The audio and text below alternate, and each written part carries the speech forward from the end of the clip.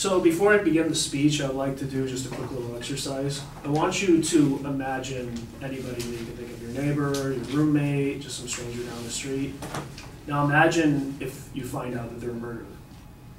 And not just any type of murderer, but like a big time murderer. They're infamous. They've done terrible, millions of lives have been taken, or not millions, but a good amount. What would you expect our government to do? Well, most people would say, well, he should be put to death by the death penalty. Now, what if I told you that isn't the best case?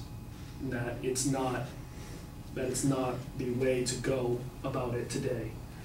That is the idea of what I'm here to discuss with you guys today. And that leads me into my major claim, which is that the death penalty in the United States, as of right now, is ineffective. And the supporting claims I have for this are that the death penalty is a bad use of resources that we have in the United States, that there's a large margin for error, and then the last part of it is the death penalty does not do a good job of doing the job that it set out to do. So the first reason for the reason that the death penalty does not work is just the fact that it uses way too many resources, and you got to start with the people involved. Now, a death penalty case is not necessarily like a regular court case for like a car accident or anything like that. It requires a lot more because the life's at stake. It requires more lawyers, more witnesses, more experts, and a bigger jury. Now all this is easily could be used for other cases. People could be sent to other cases, lawyers could do other things, but they're tied to this, they're tied to just this one person and this one case. And it needs to stay together. And not only is it expensive, but it's really demanding over time. And the next major reason that the death penalty is a bad use of our resources is just how long it takes for the death penalty. The last major death that happened to the death penalty was Stanley Tookie Williams, which some of you may remember was a big deal because they were saying whether it was right. According to NPR.org, they actually have a timeline of Tookie's death sentence.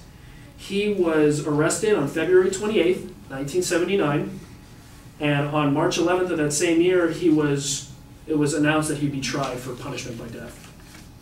And it wasn't until 1981 that he was sentenced to death, and he was not killed until December 31st of 2005. That is over 20 years of waiting and just basically putting off his death. The time spent in jail for him is way too long. He might as well have just been put in jail for death, which the reason for that is my next major claim, and that is just how expensive it is. A report done by the California Commission of Fair Admission and Justice found that the death penalty cost taxpayers $137 million each year. That's just for one inmate. And that they would save $125 million a year if the death penalty was not in California. All this money and resources could be put into other areas such as violent protection programs or other things that just could easily use the resources more. The second factor to the death penalty and why it's ineffective is the huge risk of error or mistakes that could be made. The first reason towards this is the heightened publicity of the death penalty. Now, death penalty is usually covered by news, it's in magazines, it's talked about a lot.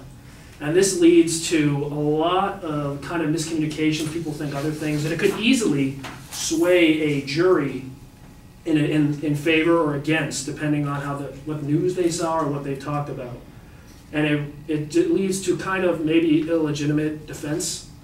And it actually leads into my next reason, which is the lack of eyewitnesses. Especially with a big murderer, eyewitnesses, especially if they've killed a lot of people, they usually haven't been caught. There's usually very small eyewitnesses. And the credibility of these eyewitnesses are questioned by experts.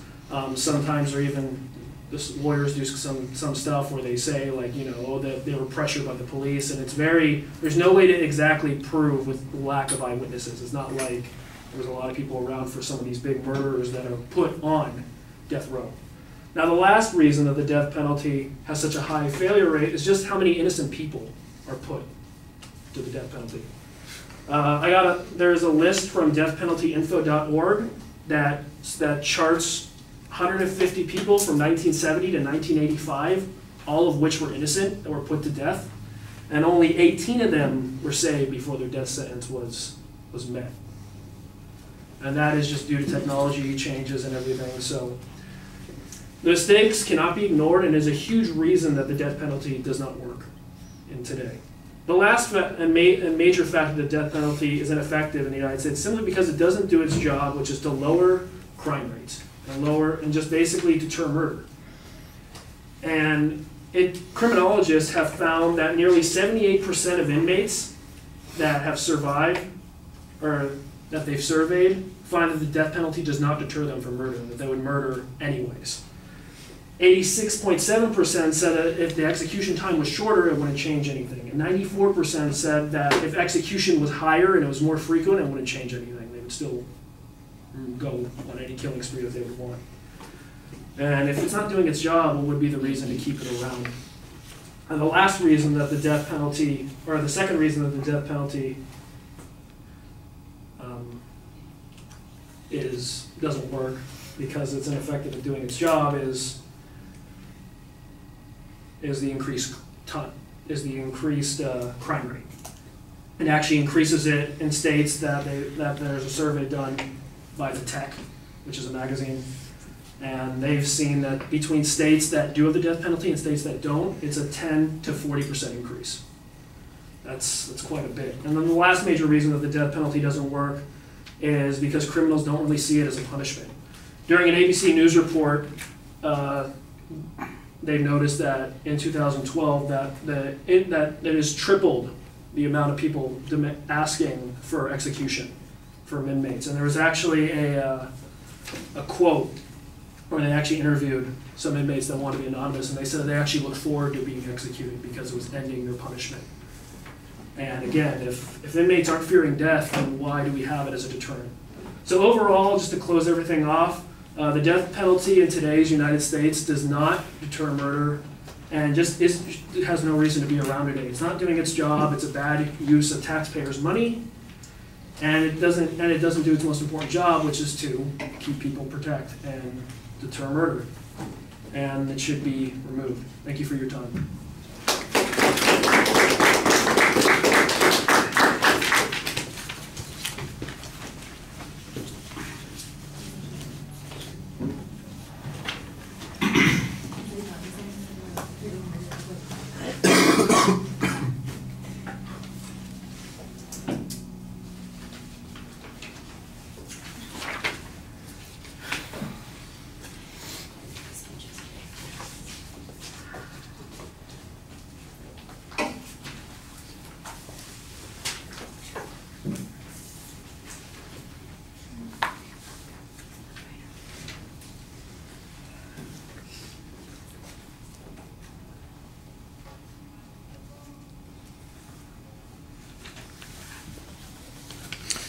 All right, Christopher, you start off with a pretty clear claim. The secondary points are labeled for us. The phrasing on them is not always consistent. There were a couple of spots, for instance, where I think that you phrase it more as a statement that is not necessarily declarative, but really is descriptive in nature.